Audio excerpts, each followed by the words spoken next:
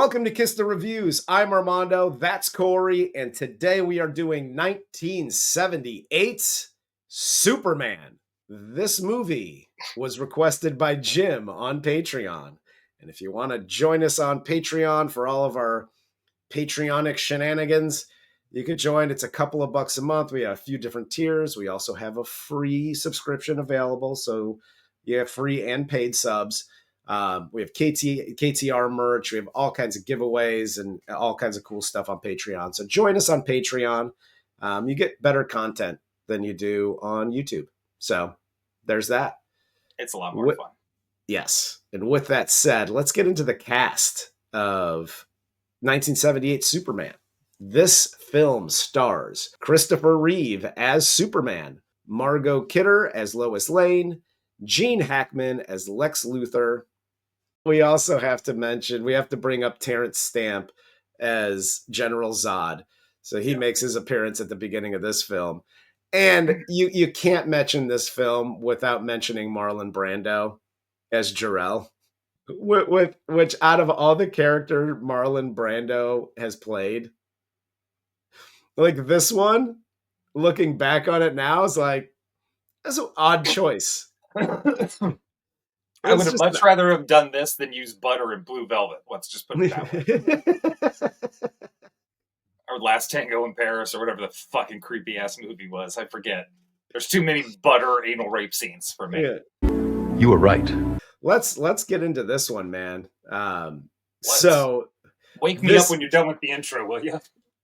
Well, we'll surmise this intro because the movie opens with Jor-El supervising the trial of three criminals who are trapped in a hula hoop. But they're caught trying to overthrow Krypton's government, and the three get sentenced to be put in an album cover and shot into space. Yep. So and that tells you right now they were hippies. This was the original Fleetwood Mac band. They fucking encased him in hula hoops and threw him in an album and hit the fuck into space. That's a hippie, bro. That's hippie punishment. Hell yes. Jor-El here, and this was the cool thing, and the funny thing is I hadn't seen this movie in so long that I was like, oh shit, this is the one with fucking General Zod and Non and what's the other one's name? Ursa, whatever the fuck. Ursula. Yeah. So I was like, oh shit, I thought that was part 2. I was wrong. No, I was right. It is part 2. They just give you a little snapshot into this one because they're like, hey, in part 2, that's going to be the best movie of this fucking franchise. I don't know. The Quest for Peace was pretty dope. This one is just all fucking just precursor to lead it into part 2. But we also get, which again gets a little long here, but we get Jor-El getting reprimanded by the council on Krypton for letting them know that Krypton's going to explode in 30 days. They're like, nah, it's not though. He's like, no, dude, like, do you not feel it? Dude, it's getting hotter here, isn't it? It's getting bad. The sun is literally getting closer every single day. They're like, nah. I think that's liberal hocus pocus. He was like, I don't think you got to be Nostradamus to look at the sun and go, that's getting super close, man. I think this might explode the fucking planet. But yeah, if they made this today, dude, Jor-El would be played by Bernie Sanders. You were correct. But Marlon Brando is like, hey, I won't say anything to nobody. And me and my wife aren't going to leave the planet. But wink, my kid will. I never said anything about my kid. Corey's life lessons. Hi, kids. Uncle Corey here. On Earth, I don't know how shit goes down on Krypton, but on Earth, if you drop a semantic argument on somebody like that, you're gonna get fucked up, cousin. Yeah. They don't play that like, nah, my fingers crossed. I said me and my wife wouldn't leave. I didn't say nothing about my son. Yo, I'm gonna fuck you up. You drop that dumb shit on me. Don't play semantics with grown-ups. They would have fucked him up, but they were too busy dealing with the planet exploding, and they're falling in. Yeah, they were falling into fucking pits of fire from the fucking sun. And you have Jor-El and his wife that shoot Superman off into space and like, oh, we're going to send him to Earth to be with these simpleton cavemen type people. And his wife is not about it. No, she's not about it at all. No. She's got some... This is like when your kid goes off to college and mom's just a little too clingy. Yeah, she's a helicopter parent. Yeah, not good. Not good at all. But Superman's ship lands in a Kansas field on Earth in 1951. Jonathan and Martha Kent are driving their pickup truck, and they witness the crash. They get a flat, and they see the crashed, I don't know, ship, saucer, whatever the fuck it is, and they find the naked super kid and raise him as their own. And my favorite part about this is they totally blindsided Superman, because the wife, they find him, they take him out, and it was just an awkward thing. Like, you're going to shoot your kid into space with no fucking garments.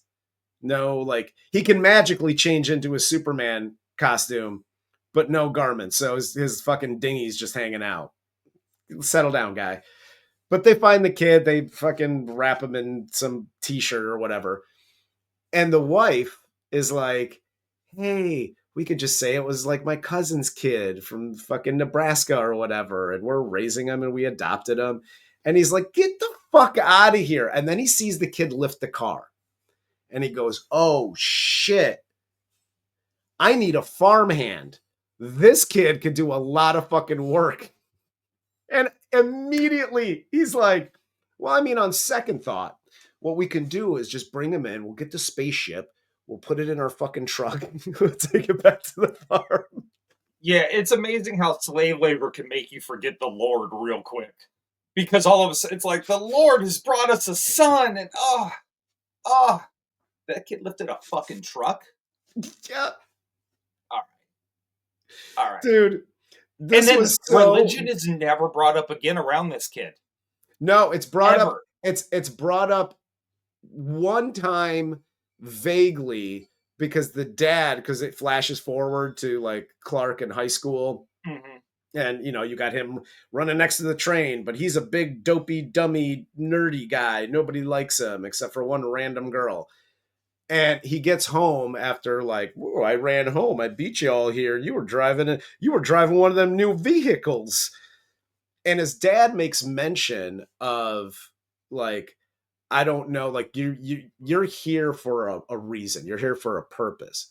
I don't know what's out there or who, blah, blah, blah. So he makes this like vague reference at the very beginning. It's about, oh, the Lord Jesus brought us a super kid.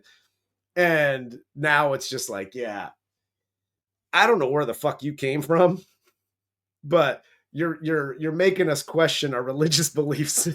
Well, this is where I would start to call bullshit too. It's either one, they're like, yeah, I guess like this is an alien super kid, fuck religion. Yeah. Or Clark in reality does his whole thing where he goes to the Arctic and he throws the green thing and the Fortress of Solitude rises from the ground, and his father's like, this is all knowledge from the 6 galaxies and da-da-da, and he's just like, fake news. This is all fake news. The Lord made the earth in 7 days. Like, that's where it would go. Yeah. In 1951, Kansas farmers raising a fucking kidnapped kid. They would, first of all, they would have totally been like, it's the baby Jesus. Yeah, 100%. He's got superpowers. He can cool soup down super quick. Like, there's all kinds of cool shit that Superman can do, and lifting trucks. And how would they not think this was Jesus? Exactly, dude. But this would be insane. He would turn out more like Homelander than he would Superman. Is it possible this story is true? Yes, it is. And of course, they tell him, well, you got to hide your powers and yada, yada. Don't show off. And then after imparting this advice onto Clark, his dad keels over and dies of a heart attack. And he's like, I could save you by literally just putting 2 fingers on your heart and going, doop. But you told me not to show off. So, fuck you, Dad. Yeah, this one's telling me now, Dad. This one's telling me not to show off. I hear something in the middle of the night. There's this green glass dildo that I take up. I got to tell my mom in a field, like, oh, I got to go. And she's like, cool. And I go to the fucking Arctic. I throw it. This big Fortress of Solitude shows up. And now I got my real dad, who I got stepdad, who's like, don't show off. And now I got real dad, like, hey, don't interfere in human. It's like, dude, first of all, I'm going to do whatever the fuck I want. I'm goddamn Superman, okay? Yeah. You sent me here immediately means I interfered with human history. You fucking hypocrite. You stupid shit. Exactly. And you knew, by the way, this wasn't like I don't know how that yellow sun in that solar system is going to react. You knew. You tell his wife he'll be invincible. The only thing he is a little bit dumb. Can't fix this. Can't fix dumb. But everything else, that sun's going to cure right up. His AIDS, gone. Yep. Like, all of it is amazing for this kid on Earth. But absolutely. Don't talk to anybody. Don't touch anything. Don't look at anything. Really just kind of float above Earth and watch it like Jesus would. Yeah, exactly. Don't interfere at all. No. Float, watch, don't interfere. Yep. Poor people, sorry. Famine, sorry. Like all this stuff, like don't interfere, don't touch it. Yep. The drug cartel, I could stop all of that in a move and then take all of their money and give it to all of the poor people across the world. And then I could help you figure out how to grow because I have all of the knowledge of this super advanced civilization. I can figure out how to irrigate the goddamn Sahara Desert. You know what, though? I'm going to go be a reporter in Metropolis and try and bang out fucking Lois Lane for like fucking 5 movies. I'm not going to lie. I wouldn't have been a reporter. But I would have tried to bang out Lois Lane for 5 movies. Margot Kidder, 1978 Margot Kidder. The fuck out of here. Dude, I would have taken her the second I met her at that dinner. And she was clear when we're flying and shit, and her basement's just flooding New York in a monsoon. Dude. Or Metropolis, sorry. Yeah, dude. We're going back to her house that night. Hell yes. We cut to 1978. Clark is like 30 years old now, just like Jesus. And his powers are fully developed. He leaves the Fortress of Solitude to go become a reporter at the Daily Planet. He meets and becomes enamored with Lois Lane. We get the scene where him and Lois get mugged. And again, not for nothing. And I know I said this in the pre-show. I think I've said it here too. But like, you don't have to be so stumbly, bumbly stupid. Yeah. Like, he's such a goddamn moron. And like, whoa, I'm going to fall down. I think I must have fainted when the mugger shot me. The fuck out of here. And this is why I think it's bullshit. He goes 12 years in the Fortress of Solitude to just having a normal adult high profile job like a reporter for this #1 newspaper being the Daily Planet. Because you get mugged and you're like, sir, this is a dangerous profession. You should really give this up and try something better. And the guy's like, oh, okay. And he's like, whoa, that's great, sir. Would you like a pamphlet about Jehovah? Yo, shut the fuck up, dork. What in the fuck planet have you honestly been living on? And what gives you the right to report on anything? Because you are naive as a fucking child. Hey, this is what gives him the right to report on everything. He walked into the editor's office. He gave him a nice firm handshake. He said, hi, my name's Clark, and I would like a job, sir. And he was like, you shook my hand very firmly. There's an open desk right over there. You start today.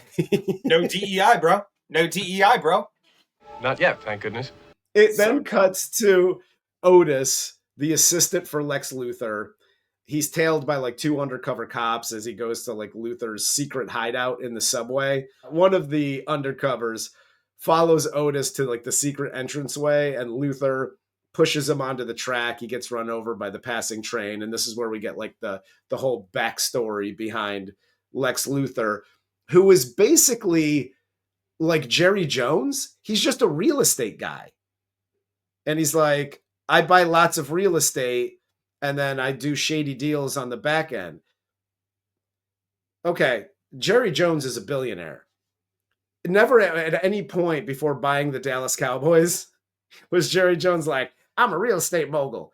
I need to get this hideout underneath the subway in Houston, see? Yeah, You're just a real estate guy.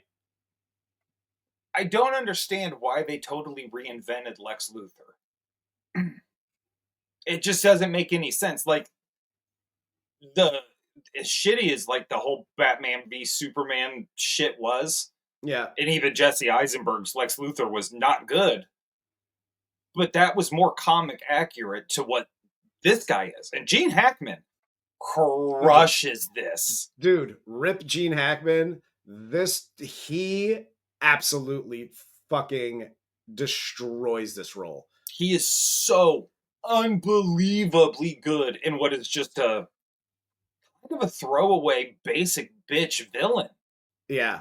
Like, he just has an overinflated ego, and he's almost uses like comic relief, and so the kids are like, ha ha ha ha ha. Yeah.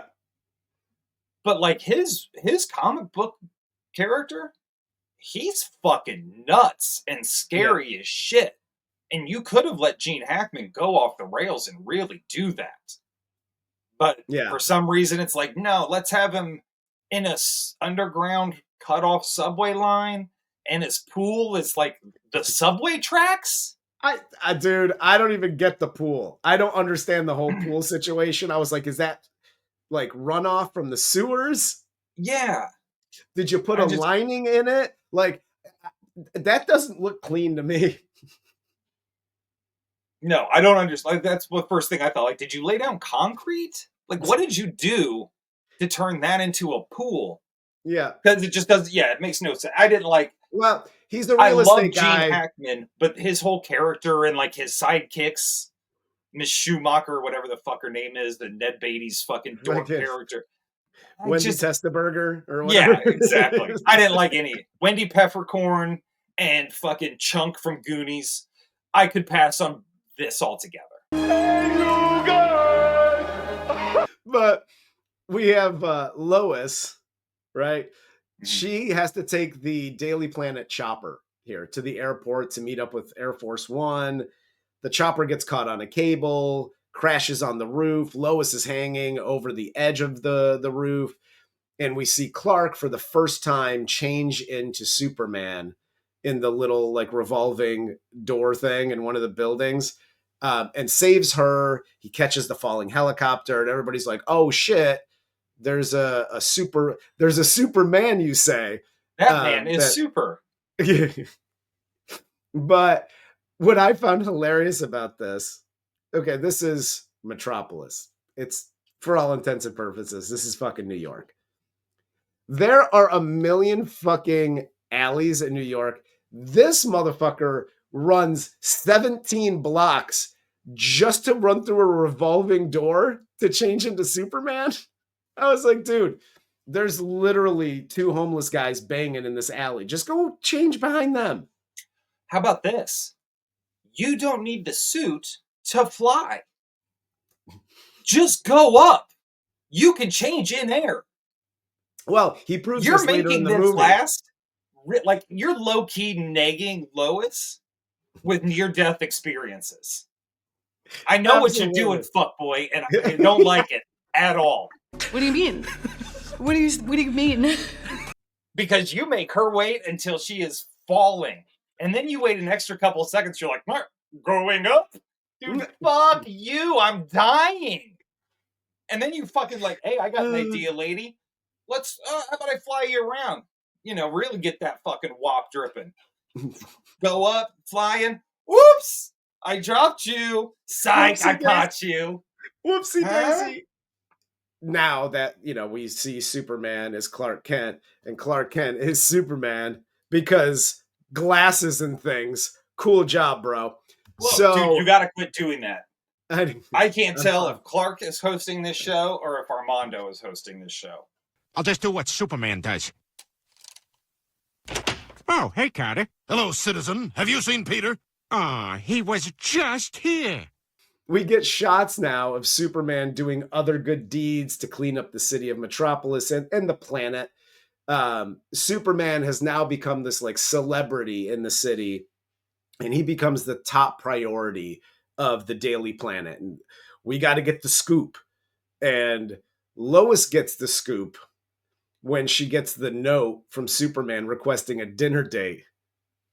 And this is where Superman takes her on the flight around the city or the world or whatever and lets her interview him.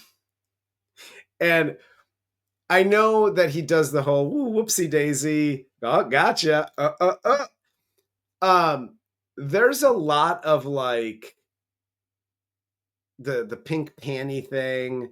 Do you have a first name? What do you mean, like Ralph or something? No, I mean like Pink. Huh? Pink.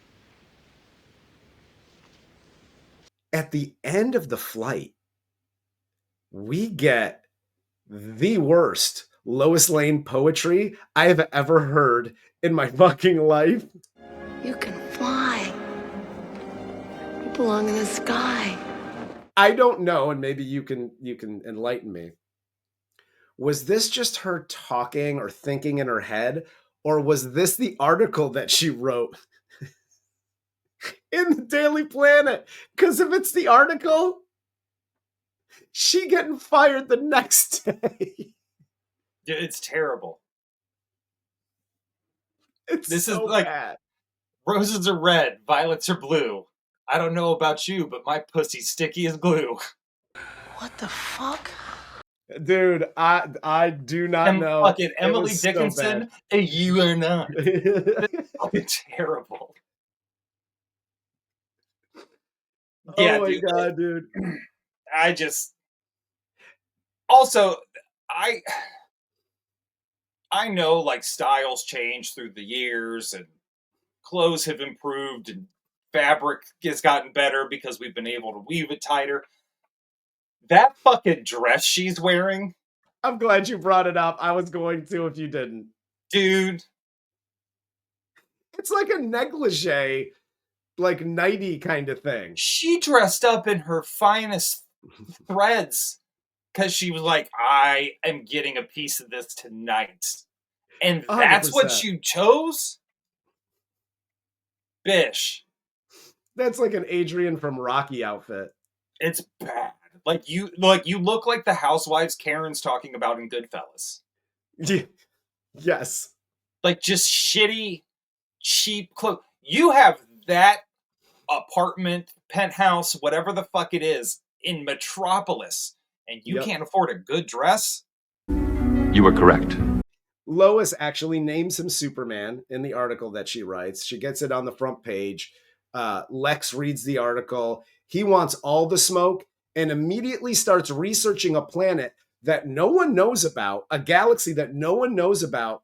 And he immediately has this theory that a meteorite that fell to Earth could destroy Superman.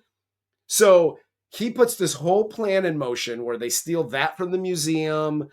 They start going and fucking with missiles because apparently he bought some desert land and now he wants to like blow up the western part of California and send that into the ocean. So my real estate's worth billions. Moo ha ha.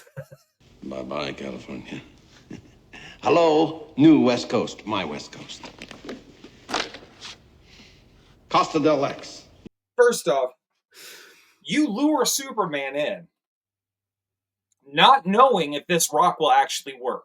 There should have been a test case, like any smart person knows to do, where you chip a piece off of it and have Otis or Miss Titty McGee walk by fucking Superman and see if he throws up.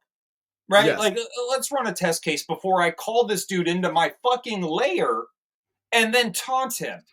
Yeah. But no, it just happens to work. So cool. Corey's life lessons. Hi, any super criminal out there that's like, I'm gonna nuke the San Andreas Fault. Have fun. You know how big the fucking Earth is? That does nothing. You're not shifting a fucking continent with one nuclear weapon. Okay, Donald Trump trying to nuke a hurricane? Take that stupid shit the fuck off somewhere else. That is the dumbest fucking thing I've ever heard. I thought nuking a hurricane was a good idea. Even if you nuked the San Andreas Fault and you had your earthquake that sunk California. Yeah. The winds in this country blow from west to east. So all of your property is irradiated.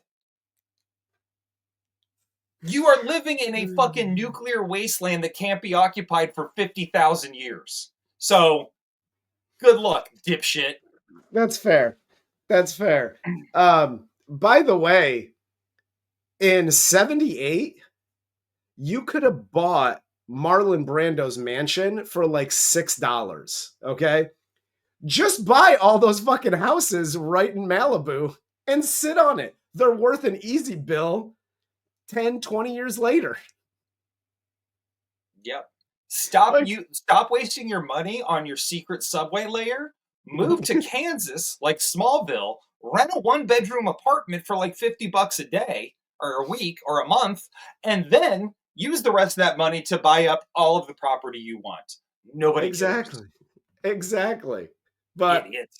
He puts this full plan into motion. He goes and changes the trajectories on the missiles and yada yada. He then produces, because he's so smart, because he is Lex Luthor, he produces this frequency that only Superman and dogs can hear, and he warns Superman that a poison gas pellet with propane lithium is going to be released and it's going to kill fucking the whole city's population. So he lures Superman into his lair. And Superman's like, well, I guess I should go there. This doesn't seem like a trap at all. So he shows up. Luthor reveals his entire plan. And this is nostalgia for me. I love when the bad guy doesn't just say like, oh, I'm going to take over the world and like, that's my plan. When he reveals every detail to his entire plan down to coordinates and things. And by the way, he says, oh, I got 2 missiles. One's going to California to the San Andreas fault, and I got one going to New Jersey. Do we really care about the one going to fucking Jersey? This proves that Superman's really Snooki. Italian. Superman's Italian. He's like, well, fuck, I gotta go save Jersey. That's why fucking Mario Puzo wrote this into the script. He was like, dude, guy's got greasy hair. The only thing that says that he's not Italian is that he's 6'4". That's the only thing. Everything else, this dude's he's like, this guy's put sausage oil in his hair. He goes and saves fucking Jersey. You were correct. He could get out of the kryptonite necklace that Lex makes him wear. Yeah. And throws him in the pool to drown. But he just wanted to see Miss Tessmacher's titties. He's like, get in here, like with that white ass dress on, because I'm a fucking Italian. We're about to save Jersey, but also. Come here and give me a kiss, baby. Hell yes. He saves Hackensack Jersey. He sends the missile up into space, but he's too late for the missile in Cali. It hits. It starts, this whole domino effect of shit. Earthquakes abound. And while he basically here just goes around just saving people. First, he flies into the San Andreas Fault, stops the earthquake. He then flies around. He saves a bus of kids, fixes a railroad track so the train doesn't crash. He saves poor old Jimmy from the dam collapse, and he prevents flooding, heading to a small town. And while he's busy saving everybody else, Lois's car gets swallowed up by the earthquake. She gets suffocated to death. He's too late when he goes to save her. She's dead. And he kisses her very gently. He gives a primal scream into the sky, and he shoots off to spin the earth in the opposite direction, because apparently that reverses time. And then once time's reversed, he goes back the other way to like, hey, we got to get this spinning back on track. It does 0 damage to anything. It doesn't change the winds. It doesn't cause more earthquakes or tidal waves or tsunamis or anything. It just reverses time. And Corey, that's your cue. I know. I'm just because I know happy. this pissed you off. I know it did. And as I watched it, I was like, "Oh, Corey gonna be mad." Yeah, let's start with basic fucking science. The Earth is spinning, right? It's flat. It's flat. We get it. Do you know what happens when the Earth stops spinning? However fast you're traveling in a car, when you hit the brakes, you know when you go, "Oh shit!" That's because that's called inertia, you stupid motherfucker. We would all fucking fly at least 1,000 miles an hour into whatever is sitting around us. He killed everyone in 1 second on this entire planet. Literally fucking dead. So we'll start there. Second, it only saves Lois. You can spin an entire globe and only save one person. Well, it did. Everything started going in reverse, so the waters and the yada. Like, you saved Jimmy. Does Jimmy go back to the dam? At what point is he hanging off the dam? Is he on a rock? Like, everybody has shifted location at this point because you literally just reversed time. Is there a second you still on Earth now? Yes. Or did you... Where in the fucking process is logic even going to come into this bullshit? Listen, I'm going to say this. No, okay. You listen. Don't say it. Mario show. This immediately went like that. Mario Puzo has written one of the greatest works of art as far as books go, and even with writing the movie in The Godfather. Yep. Okay. I once hit a home run in Little League. Doesn't mean I'm a baseball player. A scientist, he is not. He's just a dumb dago, and he just got to this fucking piece, and he was like, "All right," and then he gets there, and fucking Lois is dead, and he's typing away on his fucking thing, and he's like, "Zzz," and Lois dies. He's got to save Lois, though, but she's already dead. He'll spin the earth the other way. The dude that wrote one of the greatest works in our lifetime had the thought, spin the earth the opposite way. Like, okay, listen, I get it. They can't all be winners, but Mario, what the fuck are we doing here, guy? It's terrible. This is awful. Terrible. And we're forgetting, what happened to the Hackensack bomb? Is that still gone? Or do we is there two? No, how many Supermans are on Earth right now? That's what I need to know. There's only one Superman, and it only reverses the bad things when you go around the Earth the opposite way. That's how this works in this universe. That makes sense. Okay. That makes sense. I'm glad I can explain that away. That when people reference great time travel movies, this doesn't come up. This is literally the dumb. And then what's even greater is he reverses it, and then when he's done reversing it, he starts spinning it back forward. Yes. But we don't go forward in time.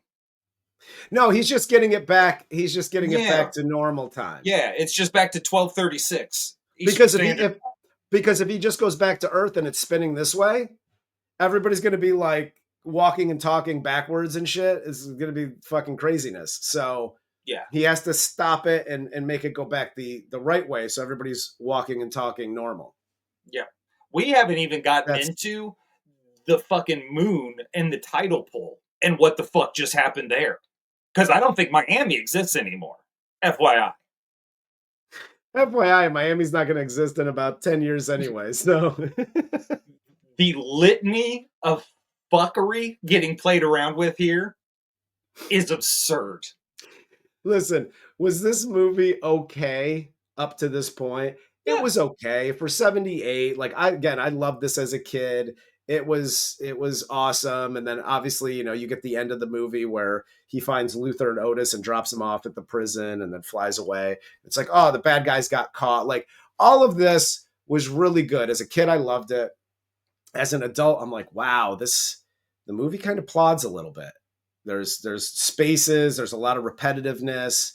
And I'm like, oh, I didn't like that. But dude, once we got here, I fell the fuck out. I started laughing because I totally forgot that he spins the earth the opposite way to reverse time. I fucking lost it. That, what is it, 30 seconds? 40 seconds of him reverse and then back it killed the whole movie. This film was once you hit the credits, it's like 2 hours and 16 minutes from the time you hit play to the end credits. All you had to do is cut 30 seconds and figure out another way, or don't have Lois die. Just have him save her. And I don't know, do mouth to mouth or whatever the fuck. And she's saved. You don't got to fucking break all the fucking laws of the universe to save one female reporter. It's bad. Just all the way around. I mean, it's just bad. I could go off for like literally an hour just talking about that one scene because it's from every level. Writing, science, this, that, the same reality we're all living in. None of it works. This was a terrible, terrible, terrible, terrible idea. Yes. That is it. My favorite part of this movie, though, and we can end with this if you'd like, is when Superman first reveals himself by saving Lois, then he goes around doing the good deeds. And he arrests this one guy, and he walks him over to a cop who nobody knows is Superman. Like, they don't know what Superman is yet. Yeah. It's just a dude in fucking tights who walks up to you with, like, another guy imprisoned. And he's like, here he is, officer. Arrest this man. Take him away.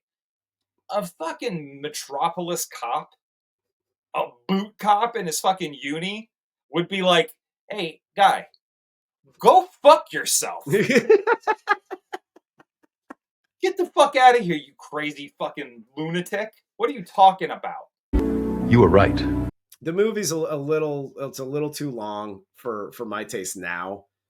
Part 2, far and away, is the best movie in this franchise. Like, in the Christopher Reeve franchise.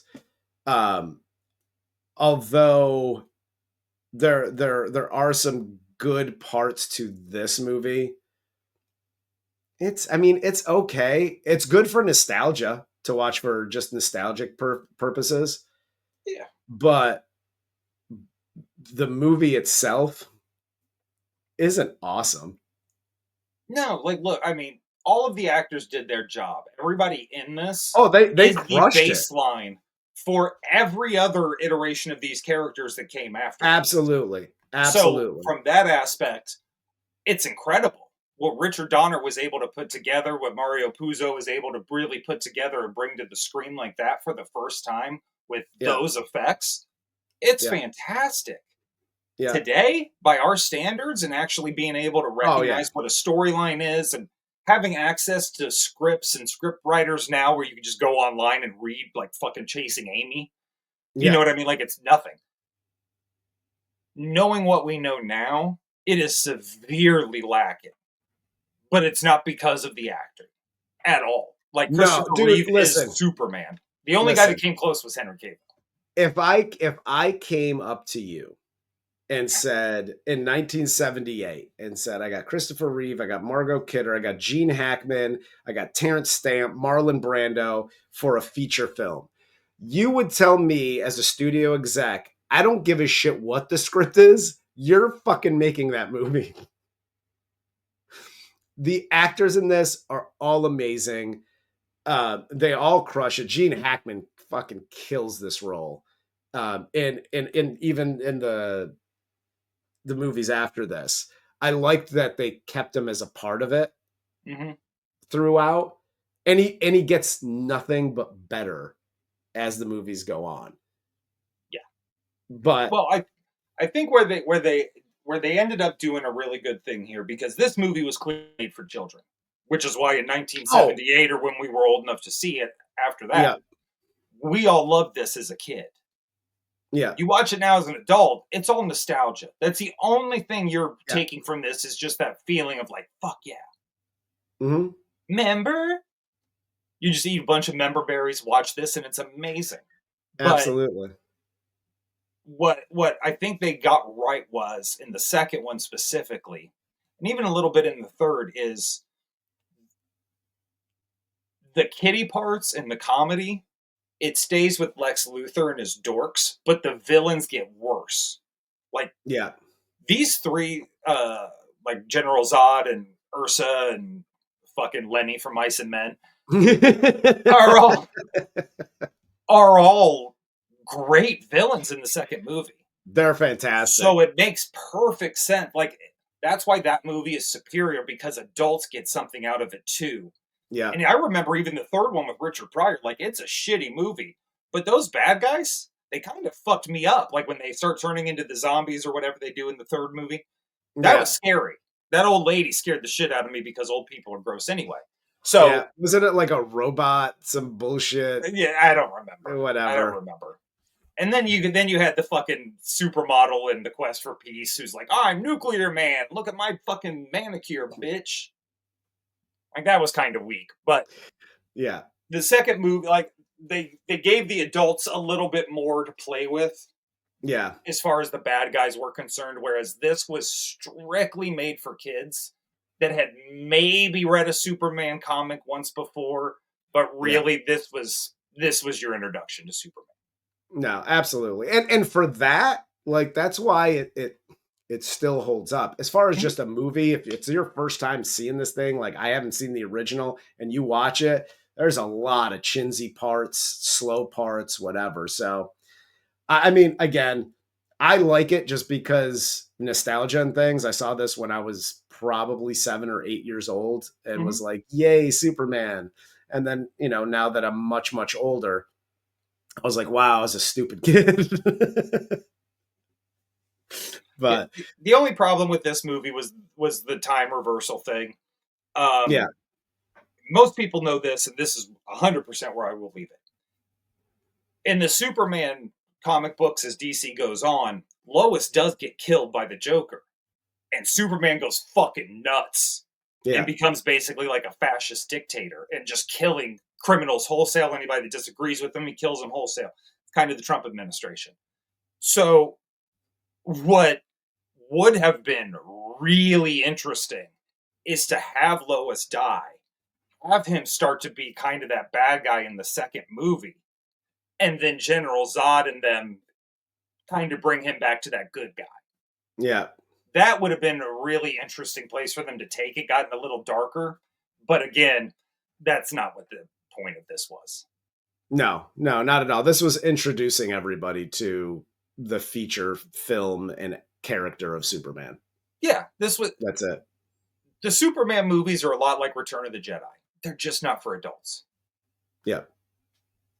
No, 100%. I think we'll end it there. Cool. But that's all I got. So for Corey, I'm Armando. This is Kiss the Reviews, and this was 1978's Superman.